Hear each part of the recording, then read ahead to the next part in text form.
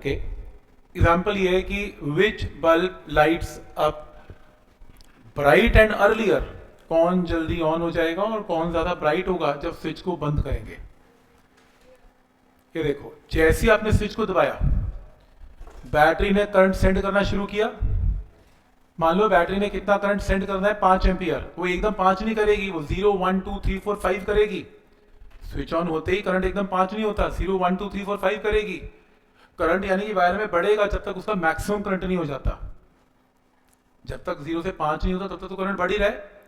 वो दोनों बढ़ा हुआ करंट इन दोनों वायर में जाएगा, ये दोनों वायर में करंट बढ़ने की कोशिश करेगा। ये तो झगड़ा करेगा नहीं, ये तो करता ही नहीं, ये करता है। ये कहता है अच्छा करंट बढ़ाओगे, मैं उल्टा करंट करके तुम्हारे करंट को कम कर दूंगा। और शुरू में तो झगड़ा बहुत बड़ा है, तुम्हारे इंक्रीजिंग करंट को रोक ही लेगा कि मैं तो जाने नहीं दूंगा। करंट क्या करेगा, फिर अपना रास्ता थोड़ा चेंज कर लेगा। यहां तो रुकावट है तो अपने रास्ते को आर में से कर देगा, तो ज्यादा करंट किस में से पास होना स्टार्ट हो जाएगा, शुरू में आर में से। ज्यादातर करंट आर में से पास होगा, क्योंकि जो भी करंट यहां जाने की कोशिश करता है ये झगड़ा करके इसको भगा देता है, इंड्यूस ईएमएफ करे ऑपोजिशन करके इसको भगा देगा या कम कर देगा। तो ज्यादा करंट इसमें से जाए, करंट तो जाना ही है, तो ये जल्दी ब्राइट होगा, आर में से बल्ब जल्दी ब्राइट होगा और ब्राइट भी होगा और जल्दी भी होगा। थोड़ी देर के बाद क्या होगा, करंट 0 1 2 3 4 5 5 5 5 5 5 होता जाएगा। उसके ऊपर तो करंट बैटरी ने देना नहीं है। थोड़ी देर के बाद करंट कांस्टेंट हो गया, तो इसका झगड़ा खत्म हो गया, इंड्यूस ईएमएफ का कॉन्सेप्ट ही खत्म हो गया।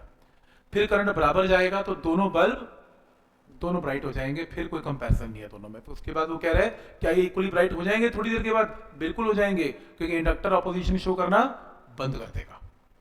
क्या ये पॉइंट समझ में आ रहे, कैसे इसका आंसर देना है और कैसे सोचना है? नेक्स्ट वो कह रहे हैं मान लो एक बल्ब है, एक बैटरी है और ये एक मान लो एक इंडक्टर है।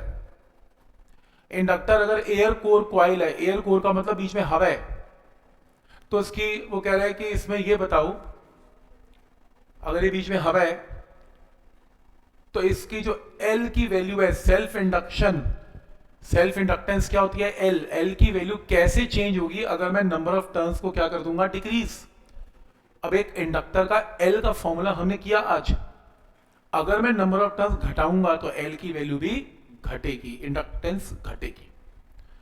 तो आंसर आ गया, पहला आंसर क्लियर है, एन घटने से एल भी घटता है। दूसरा, अगर मैं आयरन की रॉड इसमें इंसर्ट कर दूंगा, अगर आप सॉफ्ट आयरन इसमें इंसर्ट कर देंगे तो आपका रिजल्ट इंडक्टेंस का म्यू आर टाइम्स करना पड़ेगा। आज हमने किया, क्योंकि अब ये एयर नहीं रहा, अब इसमें ये मीडियम बन गया, तो म्यू आर टाइम्स इसे मल्टीप्लाई करना पड़ेगा। तो इंडक्टेंस का क्या हुआ, इंडक्टेंस म्यू आर टाइम्स बढ़ गई। पहले अगर एल थी, अब कितनी होगी, म्यू आर इंटू एल होगी। तो सेकेंड रिजल्ट भी क्लियर है यहां तक, ठीक है यहां तक।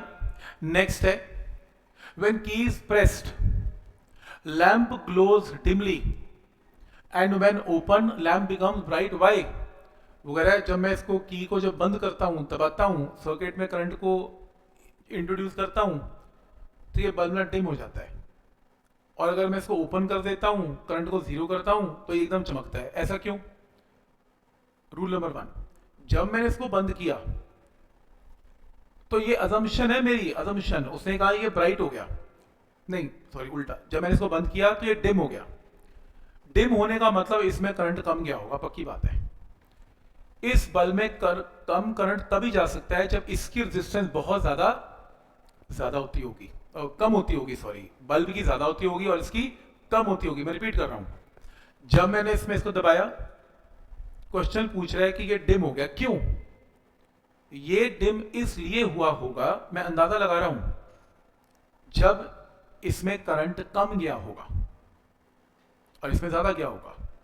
इसमें करंट कम कब गया होगा, कम जब इसकी रेजिस्टेंस बहुत ज्यादा हुई होगी। तो इसका मतलब बल्ब की रेजिस्टेंस इसकी रेजिस्टेंस से बहुत ही ज्यादा है, जिस वजह से करंट इसके अंदर जा नहीं पाया, उसमें जा पाया, इसलिए डिम रह गया। लेकिन अगर सेम क्वेश्चन उल्टा पूछा होता कि मैं ऑन करता हूं और ये एकदम ब्राइट हो जाता है, तो फिर अंडरस्टूड है कि इसकी रेजिस्टेंस ज्यादा है और इसकी रेजिस्टेंस कम है। अब वो क्वेश्चन देख के ही रुख पता लगता है कि क्वेश्चन क्या पूछा है। लेकिन जब मैं इसे ओपन कर देता हूं, ओपन, तो ये ब्राइट हो जाता है, क्यों? क्योंकि ओपन करने से कुछ करंट सर्किट में था, एकदम करंट क्या हो गया, जीरो कर दिया। अब ये रास्ता तो बंद कर दिया तुमने करंट का, तो ओपन कर दिया। करंट जो थोड़ा बहुत है वो इस सर्किट में घूमेगा और इसको पता लग जाएगा कि तुम करंट को कम कर रहे हो, झगड़ा करेगा और करंट को बढ़ाएगा, इंड्यूस ईएमएफ पैदा करेगा और करंट को बढ़ाएगा, उल्टा बल्ब डिम होने की बजाय एकदम ब्राइट हो जाएगा। ठीक है, कि इंड्यूस ईएमएफ पैदा करके जो है इसके अंदर ये ब्राइट हो जाएगा। मैंने बताया ना जो हेलोजन लाइट वाला एग्जांपल, तुम बंद करोगे ये ब्राइट हो जाएगा, तुम चलाओगे ये डिम हो जाएगा। ये तो कॉन्सेप्ट ही है इसका। पॉइंट समझ में आ रहा है? और अगर तुम्हें कुछ भी समझ में ना आए इस क्वेश्चन में, कुछ नहीं पल्ले पड़ रहा है, पता नहीं कैसे लिखना है, क्वेश्चन आ गया पेपर में, हाँ तो कोई बात नहीं, क्वेश्चन वाला पूछ रहा है ये बल्ब डिम क्यों हुआ, कहना इंड्यूस ईएमएफ पैदा हुई। ये ब्राइट क्यों हुआ, इंड्यूस ईएमएफ पैदा हुई। यार और क्या बोलोगे, इंड्यूस ईएमएफ अपना देखी जाएगा, क्योंकि अल्टीमेटली हो क्या रही है इंड्यूस ईएमएफ। तो डिम इसलिए हो रहा है क्योंकि इंड्यूस ईएमएफ उसको अपोज कर रही है, और ब्राइट इसलिए हो रहा है क्योंकि इंड्यूस ईएमएफ करंट पैदा करके उसको ब्राइट कर रही है। और कुछ भी ना पल्ले पड़े तो कम से कम ये तो लिखिए आना भी बिकॉज ऑफ इंड्यूस ईएमएफ। ठीक है, नेक्स्ट है एक बल्ब है, बल्ब के नीचे इंडक्टर लगा हुआ है और इसमें कुछ नहीं है, कोई करंट नहीं, कोई लेना देना नहीं, बल्ब ऑन नहीं है। यहां पर एक एसी सोर्स है। एसी सोर्स का मतलब ऑल्टरनेटिंग करंट है। ऑल्टरनेटिंग करंट कैसे जाता है वायर में, कभी इधर जाता है, कभी इधर जाता है, कभी इधर, कभी, और वो भी चेंजिंग, साइनोसाइडल चेंजिंग होता है। याद है लास्ट टाइम किया था एसी जनरेटर ऐसे। तो आपका एसी सोर्स इस तरीके से चलता है। तो ये आपका एसी का सोर्स है। तो एसी का करंट कभी बढ़ता है, कभी घटता है, कभी बढ़ता है, कभी घटता है, इस तरीके से चलता है। तो हुआ क्या कि इसके अंदर एसी सोर्स है और आपने अगर कोई भी एसी मशीन लेनी है तो इसमें ऐसा सिग्नल बना होगा। कोई मशीन अगर एसी या कोई भी आप कंप्यूटर लेते हो या कुछ भी लेते हो जो एसी से चलता है, पीछे स्पीकर लगा होगा 220 वोल्ट एसी और ऐसा साइन गिवन होगा, इसका मतलब ऑल्टरनेटिंग है। और डीसी में लिखा होता है it works on DC, complete DC. Her machine के पीछे स्पेसिफिकेशन होती है, आपने पढ़ी नहीं, बात अलग है। तो इसके अंदर एक एसी सोर्स है, यानी कि इसमें चेंजिंग करंट है। जब इसका करंट चेंज हो रहा होगा तो इसका बी चेंज हो रहा होगा। मान लो इसका करंट बढ़ रहा है तो इसका बी बढ़ रहा है, इसका बी बढ़ रहा है तो इस तरफ बी बढ़ रहा है। ये अपने पड़ोसी का बी बढ़ा देगी, क्योंकि कुछ लाइन तो इसमें भी पास कर देगी, वो मैग्नेटिक लाइन ऑफ 4 तो यहाँ भी चली जाएंगी। अब ये कहेगा अच्छा मेरा बी बढ़ गया, ऐसे कैसे बढ़ गया, मैं अपने अंदर करंट पैदा करूंगा और आपके इंक्रीजिंग बी को अपोज करूंगा, ये करंट पैदा करेगा, बल्ब ऑन हो जाएगा। पड़ोस का बल्ब ऑन हो गया, हमने इसमें करंट चेंज किया, पड़ोसी करंट जनरेट करके बैठ गया, वही नाराज हो गया, बैठा था आराम से, कुछ नहीं है उसके पास। देखो ना, इसका करंट बढ़ा तो इसका बी बढ़ा, इसने इसका बी बढ़ा दिया, ये नाराज हो गया, इसने कहा अच्छा मेरा बी बढ़ा, इंड्यूस ईएमएफ पैदा करके बैठ गया, इंड्यूस करंट पैदा करके बैठ गया ताकि बी को बढ़ाया ना जा सके, और बल्ब ऑन हो गया। और जब इसको दूर लेके गए, अगला पार्ट है, इसको दूर ले गए तो क्या हुआ, जब आप दूर लेके गए तो इसके अंदर तो करंट था ही, इसका भी ये भी यूज कर रहा था, इसका भी मैग्नेटिक फील्ड था, चेंजिंग मैग्नेटिक फील्ड, क्योंकि इसका भी चेंज हो रहा है, इसका भी चेंज हो रहा है, तो इसमें बल्ब ऑन था। तुम दूर लेके जाओगे तो ये मैग्नेटिक फील्ड का असर इसके ऊपर घटता जाएगा, बी की वैल्यू डिक्रीज होती जाएगी, इसका फ्लक्स घटता जाएगा और अल्टीमेटली जीरो हो जाएगा। जब ये बहुत दूर चला जाएगा तो बल्ब एकदम क्या हो जाएगा, जीरो हो जाएगा फिर से, क्योंकि इसका फ्लक्स चेंज नहीं हो पाएगा। तो आइडिया समझ में आ रहा है कि बल्ब ऑन क्यों हुआ, ऑन इसलिए हुआ क्योंकि इसका करंट बढ़ा तो इसका फ्लक्स बढ़ा, इसका फ्लक्स बढ़ा तो इसका फ्लक्स बढ़ा, तो इंड्यूस ईएमएफ ने इसका करंट पैदा करके बल्ब ऑन करवा दिया। और इसको बहुत दूर लेके जाने पे करंट ऑब्वियसली नहीं चल पाएगा, क्योंकि मैग्नेटिक फील्ड का असर इसके ऊपर नहीं हो पाएगा। तो आइडिया समझ में आ रहा है कि कैसे इनके एक्सप्लेनेशंस हैं। और फिर एंड में बल्ब डिम हो जाएगा। ये क्वेश्चन बोर्ड में बहुत आता है, सेम क्वेश्चन इस टाइप का 10 ईयर में दिखेगा आपको ये क्वेश्चन है। एक सोलेनॉइड है, इसमें कुछ नहीं लगा हुआ, सोलेनॉइड है बस, कोई बैटरी नहीं, कोई करंट नहीं, आराम से पड़ा हुआ है। एक मैग्नेट इसके पास आ रही है, पास आ रही है, इसके अंदर घुस गई और फिर नीचे निकल गई, कुछ ऐसे। मैग्नेट पास आ रही है, मैग्नेट और पास आ रही है, मैग्नेट बिल्कुल मिड पॉइंट में है, मैग्नेट दूर जा रही है और बहुत दूर चली गई। तो मैग्नेट बहुत दूर से आई, मैग्नेट बहुत दूर चली गई, और जब बीच में ये ओरिजिन है।